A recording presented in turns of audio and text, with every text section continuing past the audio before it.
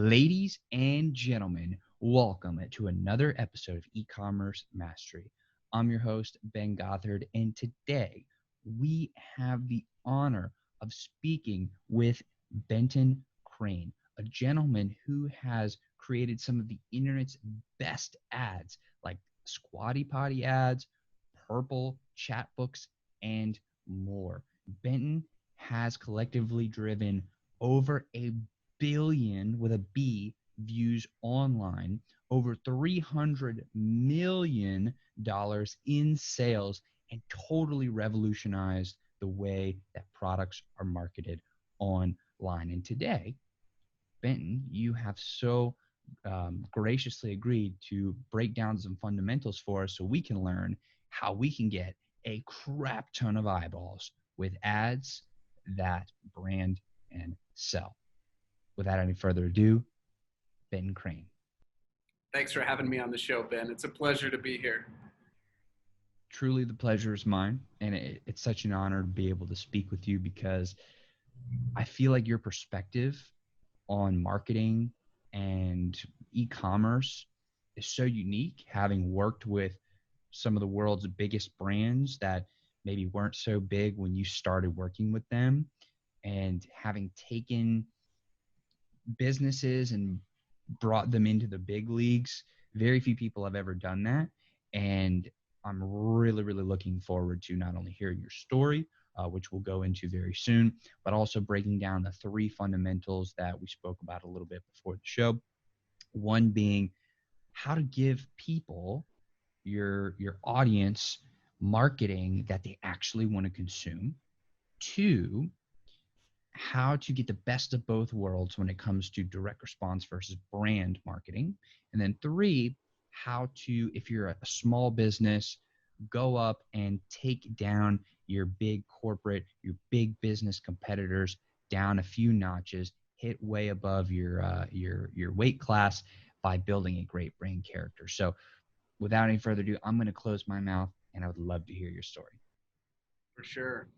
Well, thank you. I really appreciate it. Man, my story is not a conventional one, I guess. I'm a high school dropout, kind of a bum of a student, if you will. But I had the fortunate experience where in my junior year of high school, I came home from school and I kind of vented to my dad. I said something to the effect of, "Dad, this is such a waste of my time. This is like daycare for the teenagers." And of course, I thought my dad was going to give me kind of that, typical answer of, don't drop out of school. You don't want to be flipping hamburgers or whatever. And I got the exact opposite response. He was just like, "If it's such a waste of your time, then do something about it. Leave. Go find something better to do with your time. Like, don't complain about it. Do something about it." And that was like, it was almost a slap in my face where I was like, whoa, like who says that? And so it kind of got me to wake up and think about my situation and think, hey, maybe there is, something else I could be doing. And at the time I was like crazy passionate about cars. From the time I was about 11 years old, I started subscribing to Motor Trend magazine. And I would read every issue from cover to cover. And I knew about every car company and every make and model. And like, I was just so passionate about that. And so I went over to the community college and started taking automotive repair classes and found out that I just loved it. And I was so good at it. And one day I showed up to class and my teacher was like, "Hey, there's a competition going on today. Go to the competition and then you don't have to come to class." And I was like, cool. So I went and competed in this automotive repair competition and I won, almost like just kind of surprised myself, but I won. And so they sent me to the state competition and I won there. And so they sent me to the national competition and I took second place in the nation in fixing cars of all things. And so it was just like, I just immersed myself in it because I just loved it so much. I was so passionate about it.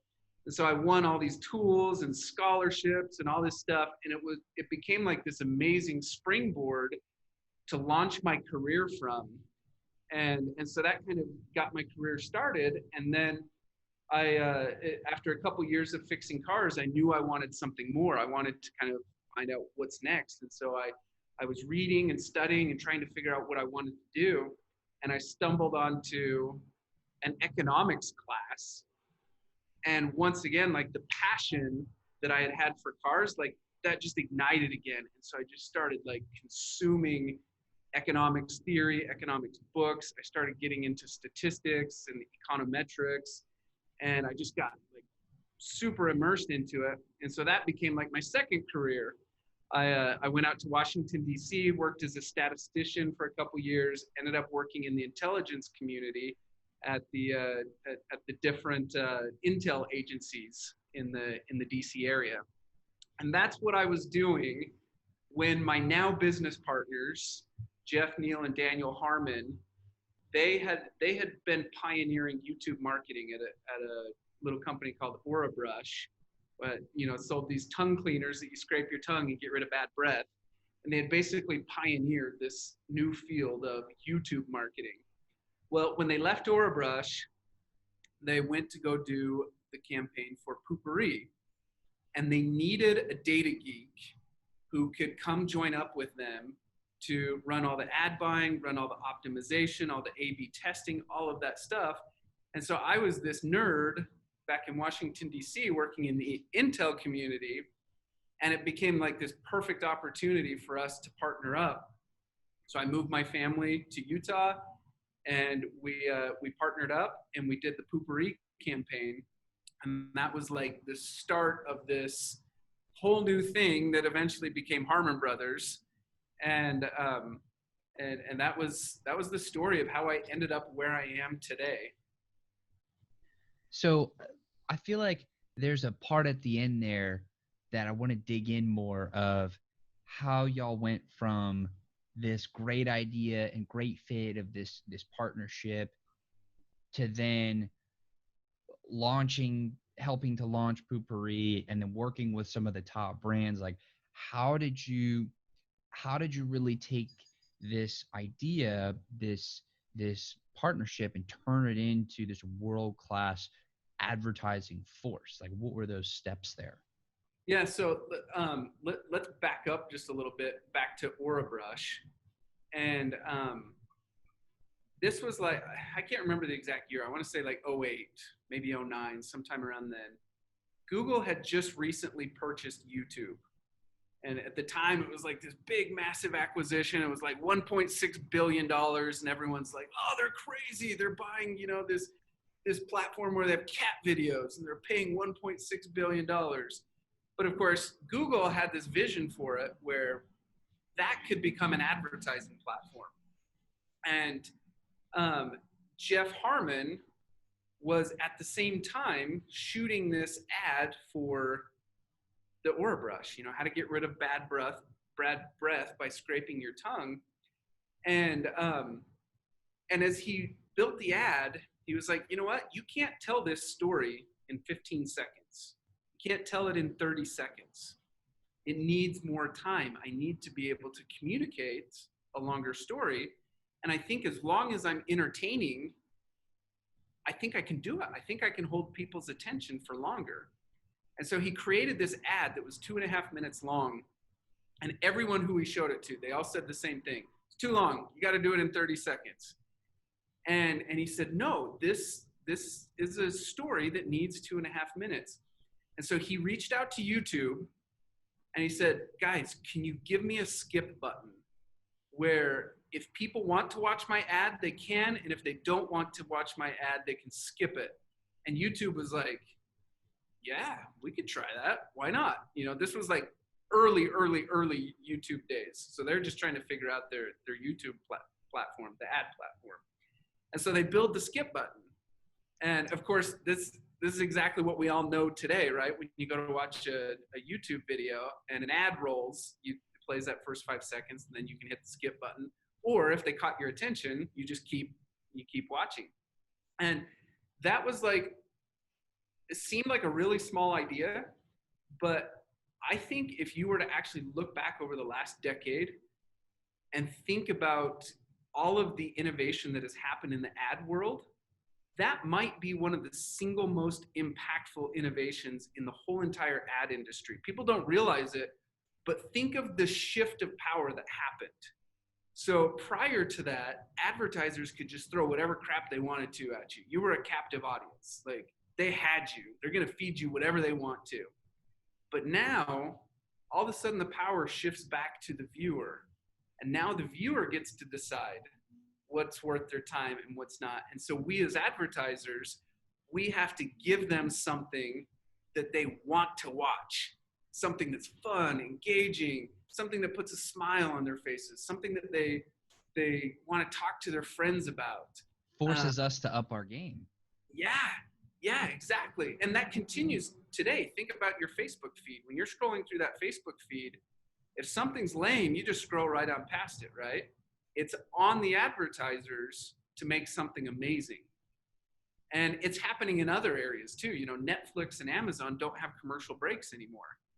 And so advertisers are losing all the ability that they used to have to just force feed you garbage. And now they have to earn our attention. And that is so massive and so meaningful. And so the reason that set the table for this perfect partnership, I'm a data geek. You know, these three brothers are creative geniuses, but they need a way to test their creative ideas to know whether or not they work. And so that's where I come into the picture, and we create like this perfect marriage where it's okay, come up with a really wild idea and test it.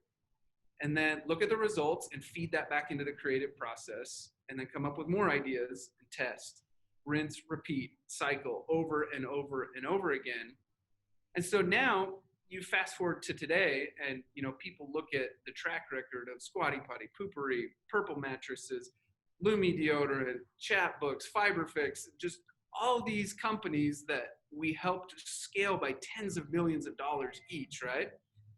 And people look at that and they're like, how is that possible? It's just like success after success after success. But when you actually peel back the curtains and look behind the scenes, you see that there's a methodology behind, you know, the magic, if you will, where it's just a simple matter of have an idea and test it, have another idea and test it over and over and over again.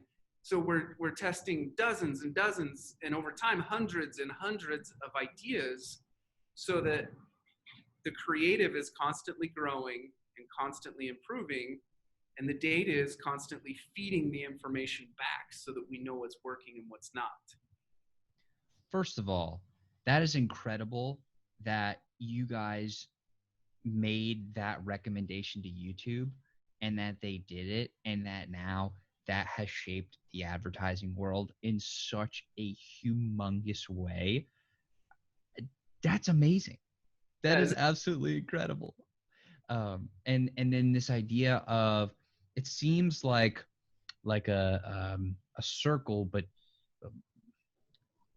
struggling to find the right word, but more of an endless loop of. Sometimes you hear people refer to something as like, oh man, it's just this downward spiral. And that's always referring to things that like something happens and then something else happens and it keeps making each other worse and you're spiraling down. This is the opposite of that. It's like this virtuous spiral or virtuous cycle that is like spinning things up and making them better. So an idea then feeds another idea and feeds another idea, and it's just cycling up. It's really cool. That's powerful.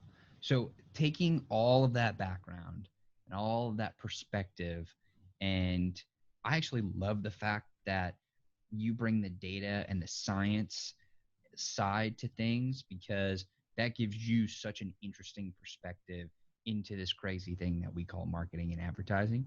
So now that we know where you come from and your background, let's dive into these fundamentals. I'm so excited. The first one being giving people something that they actually want to consume. Yeah, we just covered that one, Ben. That's this idea that viewers aren't captive anymore. So we as advertisers have to earn their time. We have to earn their trust. And so the way to think about that is to say, how can I entertain you so that you're not thinking about the fact that you're being sold? You're not thinking about the fact that you're learning new things. You're not thinking about the fact that this is a pitch. You're just enjoying the ride because you're being entertained. And that can happen via humor. You know, a ton of our work involves humor, Squatty Potty and Poo Pourri and many of the others. But it can also just involve a really cool, impactful story. For instance, on Lumi deodorant, the founder has this amazing backstory. And so when we captured her backstory and told it, we told the story, but then we weaved into it all of the elements of a great sales pitch.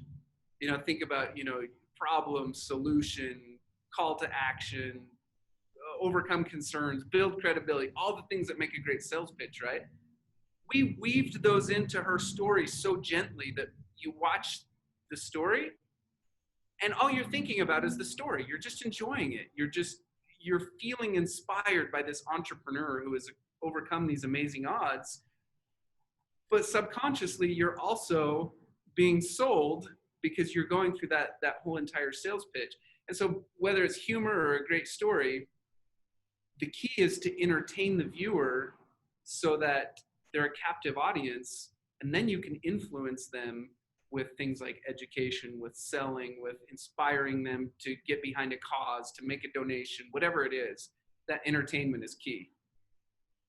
That is brilliant. So we want to basically give them value through entertainment and make them want to be a part of this advertising experience, so much so that they don't even notice that we're also selling and we're also converting them into a customer and earning their trust and overcoming these barriers.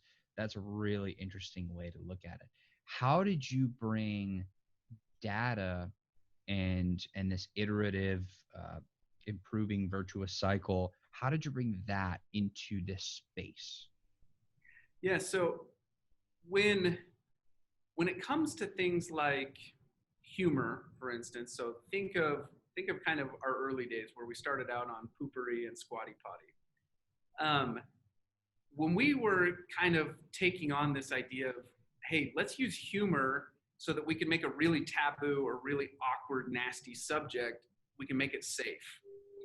And so as we started, developing, poop jokes to be able to catch people's attention and keep them entertained, as you can imagine, some of those poop jokes crossed the line. And they went from being funny and entertaining to they crossed the line and they were just straight up gross, right? And when you're writing that, you can't know for sure. All you can do is take your best guess. And sometimes you get it right. Sometimes you don't. Sometimes, you cross that line. And watching the data is how you learn what is working and what is not. So here's actually a really interesting example for you. So when we were working on Poo Pourri, it was funny because their team lived poop jokes all the time. They're a poop company, right? And so they were totally desensitized to poop jokes, whereas my team, we were coming into it fresh. And so the shock value of the poop jokes would actually hit a lot harder on our team than it would on theirs, because they had heard it all. They're like, oh yeah, they're not fazed by poop, whereas we're like, we're kind of, we're all squeamish about it. And there was this line that was written that we were absolutely sure was just too much. It was too far. It was disgusting. It was not going to work. But their team was like, no, this is an awesome line. Like, this is so good. And so naturally we just said, okay, cool, no problem. Let's test it. And we'll let the data show us, whether or not it's working. And it turns out they were spot on correct. The line worked. We were wrong. But I'm going to be honest with you, to this day, the line still grosses me out. Like, so the opening line of the Poo Pourri ad, if you guys remember the Poo Pourri ad, bathroom stall opens, there's this redheaded British woman, she's this very proper British woman. She's sitting on a toilet, and the opening line, she says, I just, it embarrasses me just to say the line. It's so gross. I just birthed a creamy behemoth from my cavernous bowels. Which, it still blows my mind that even worked, because I find that so incredibly disgusting. It's just nasty. But that's an example where the data showed us what would work and what wouldn't. And so where we thought that line that had totally crossed the line of what is appropriate and what will work, the data showed us we were actually wrong, and people loved it. And it just grabbed people's attention and sucked them right in. That is hilarious. Still a little gross, I have to agree with you. Terrible, right? but it's so interesting how, we might think and have these certain assumptions about what will work and how the market will receive it, but the data is going to tell us otherwise. So that's actually a really interesting point that we covered there. So that's powerful. We want to make sure that we're entertaining, that we're giving people something in our advertising that they would like to consume, that they have joy in consuming. That's right. So that's the first pillar. Got that on lockdown. Second, now let's talk about, if we're thinking in terms of direct response versus brand marketing, how that's actually not the best way to approach it, of seeing it as an either or, because then we're leaving half of the gold still in the mountain that we're trying to extract. This kind of lights a fire in me a little bit, because historically those two worlds have hated each other. They've been like these polar opposite camps, where on one side you have your direct response marketers who are, they're the infomercial people. They're the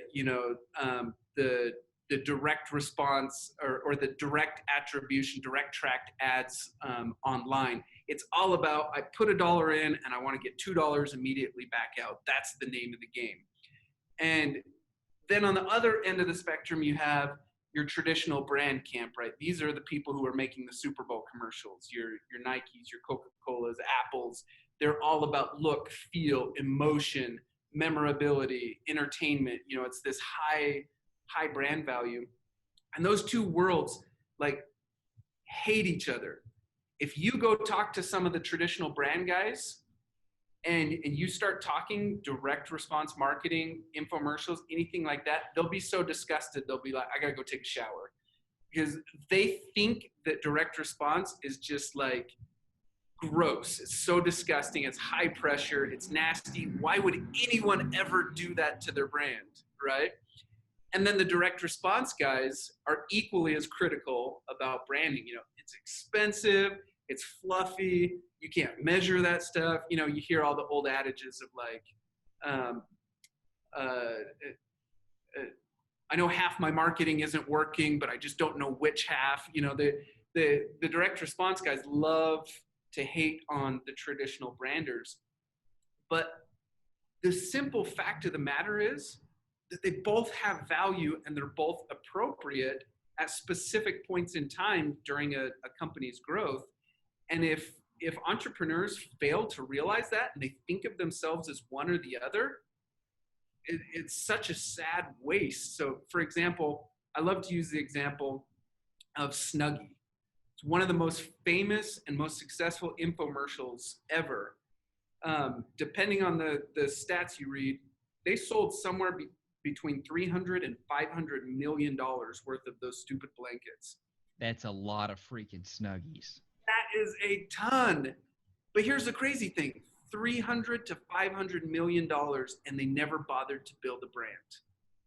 They never bothered to build something that would stand the test of time, something that would become memorable, lovable, trustable. And so they had their little 3 to 5 year, run in the sun, and then they faded into obscurity, and now they're nowhere to be found.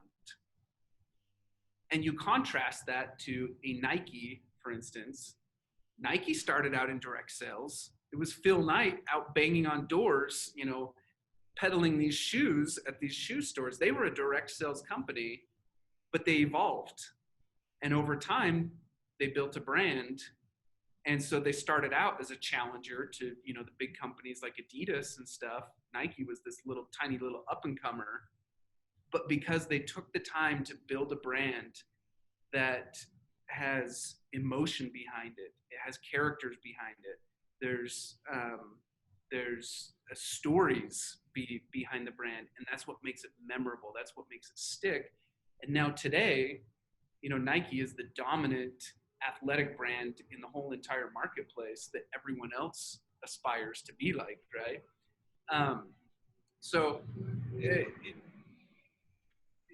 Going back to those two worlds, right? Direct response and traditional branding, you don't want to get stuck in you don't want to get stuck in direct response and never grow into building a brand.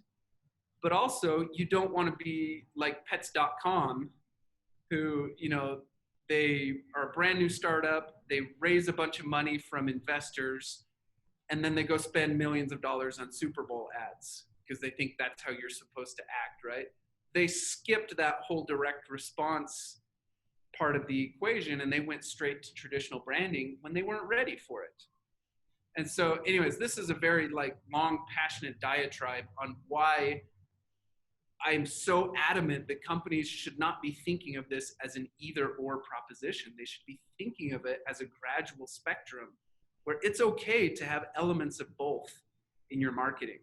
It's okay to be direct response oriented while you're still working on building a brand, have a brand character, a brand voice, a brand universe. And it's okay to build a brand while you're still worried about, oh, is there ROI? Can I put $1 in and get $2 back out? It seems like it's almost an evolution of when you're young and scrappy, you need to really start off more in the direct response. You know, that's spot on correct. You have to put in $1 and get it at least $1, hopefully more back, and acquire customers. But as you then grow and you're building your cash flow and you have more customers and you're a bigger presence in the world, you also have to be building a brand. Well, you don't have to do anything, but should you want to develop a long-lasting company, something big that can really be a mover and shifter in the world, build the brand on the way up so that once you get to a certain level, your brand can complement and synergize with a direct response to where not only can you put in $1 and get $2 out immediately, but then your customers will continue to buy from you over and over and over again, and you can keep building and growing and build something that lasts. Exactly. You nailed it. Spot on correct. It's a gradual spectrum, and that's how companies should be thinking of it instead of either or. Amazing. So we talked about our first two fundamentals here. The third now, and I'm really excited to talk about this because so many entrepreneurs face this every day of, I'm going up against a heavyweight who's 300 pounds and I'm like 125 buck and a quarter. Yep. How do I compete cost effectively? And that's what we're going to talk about now. And specifically, we're going to talk about how to build a great brand character. Yes. So think of it like this. You got some massive brands out there. You know, think of your Nikes, your Geico Insurance, Budweiser. And if you look at the approach that they take to branding, you see that they can take a lot of different angles at the same time. And they can get away with it because they have $1 billion per year budget or whatever it is. And they can afford to make sure that I can't go throughout my whole day without seeing the Coca-Cola logo somewhere. It's going to be on a billboard or in a magazine or on a TV ad or a print ad or whatever. They take the strategy of being omnipresent, right? They're everywhere. And let's face it, most of us brands just simply do not have the luxury and the ability to be able to play that game. We all know that we are limited in the number of times and in the number of places and in the number of ways that we can get our brand in front of the viewers. And so we have to make sure that we maximize every single one of those times that we get in front of somebody. And so we do that by taking the most memorable and the most sticky form of communication that has ever existed in the history of humankind, right? So if you think about human history, for a lot of history, information got passed down from generation to generation through storytelling, right? Parents tell story to kids. Story gets repeated throughout kids' lifetime. They learn and memorize story, then it gets passed on and on and on and on, right? And the stories that stand the test of time are the stories that are the stickiest, right? They're the ones that are the most memorable. They're the ones that that lodge themselves in our memories, so they are the stories that end up getting passed on. And it turns out that story format, the story format that's the most successful of them all is the hero's journey format. There's a book that Donald Miller wrote called How to Build a Story Brand. I highly recommend it to anyone and everyone. It's amazing. It does a deep dive into this subject. But think of it this way. When we're building a brand, if we can leverage the power of that storytelling format, it makes our brand incredibly sticky. It makes it so memorable so that we really lodge ourselves into customers' minds. And here's basically the way it works. Donald Miller can give you the deep dive. I'll just do the high-level version of it. So let's use Star Wars example. So Luke is the hero. Luke faces this big problem. This evil empire wants to take over the galaxy, right? Or destroy the galaxy. Luke meets a guide. He meets Obi-Wan Kenobi. And Obi-Wan Kenobi gives him tools and techniques, gives him a lightsaber, teaches him to trust the Force. And then with those tools and techniques and guidance, Luke then goes and fights the bad guys, blows up the Death Star, and then of course it moves on into all the other episodes. But that, in a nutshell, is the hero's journey. And if we take that pattern and apply it to brand building, it basically works like this. Your customer is the hero in their own journey. So your customer is Luke. You have a brand character who is Obi-Wan Kenobi. Your brand character is the guide who is helping Luke. Your brand character, the guide, presents tools and services, tactics for the hero to be successful, and those tools and techniques are your products and services that you offer. And then that hero, your customer, can then go be successful in their own journey or avoid defeat in their own journey, whatever it is that you're helping them do. And here's the power of it. When you create a brand character that is an amazing Obi-Wan Kenobi, they need two attributes, right? They need amazing empathy. It's this idea of, I know what you're going through. I know what you're experiencing. I know what you're feeling because I've been there. And then they need authority. It's this idea that I've been there too and I've overcome. Let me show you how. And when you combine that empathy and authority, then you resonate with your customer in a way that lodges you into their memory because you are now part of their hero's journey. And then you present the products, the tools, the services that they need to be successful in their own journey. And so if you go back to our ad campaigns, you'll follow, and if you think about it in that hero's journey construct, you'll see it over and over and over again. From the Chatbooks mom to the Camp Chef Grill God, to the Goldilocks in the purple mattresses, and the list goes on and on. And it's so incredibly sticky that, travel all over the country, and probably 8 out of 10 people who you run into will know and remember the Squatty Potty unicorn, or will know and remember purple mattresses and the egg drop test that Goldilocks performed. And that's the power of using story format to make your brand super, super memorable and super sticky.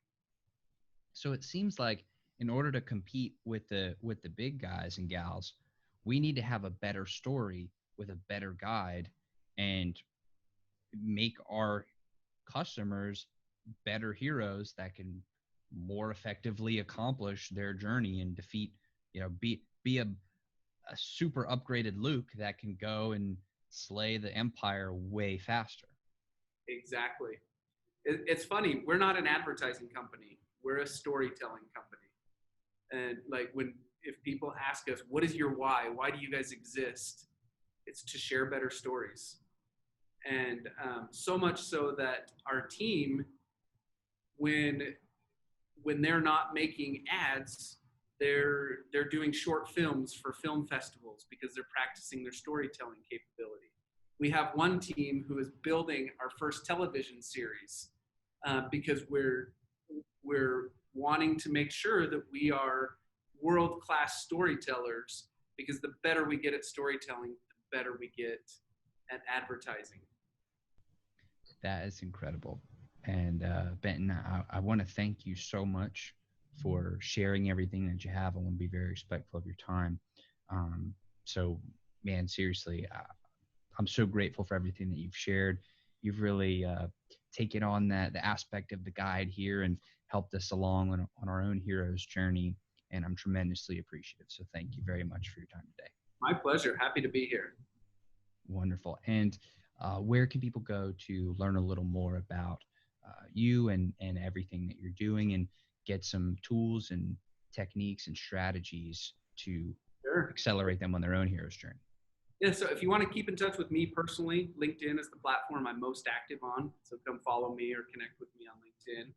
And then as far as, if you need some help or guidance with regards to marketing, just go check us out at harmonbrothers.com. You'll see we can help you anywhere from, we can provide some basic training, some coaching or consulting, on the very entry-level side of things so that we can help even very new, young startups, all the way over to, nationwide, massive campaigns that are designed to scale companies up by tens of millions of dollars. And then there's a range of options in between. And so if you find yourself needing some marketing help, there's probably a pretty good chance that somewhere on that spectrum, we can provide some valuable help to you. So harmonbrothers.com. Perfect. And for everybody watching and listening, you can find the link on video in the description below. And for you podcast people, you lovely podcast people, in the show notes. So make sure to go and click there, read through. When you have a gentleman like Benton here who's willing to take time out of his busy schedule to come teach us, and then is saying that there's more to do and there's more to learn and you can go take a deep dive, and giving you the way to do that. I mean, Luke didn't ignore Obi-Wan, so make sure to take this guide's advice and take the next step, because it will help you accelerate your own journey and it will help you reach the success that you're looking for faster. So I'd encourage everybody to, again, click the link either in the description below or in the show notes. Benton, thank you, man. You rock. You're the best. Everybody watching, listening, y'all rock. You're the best. And I will see you on the next episode. Take care now.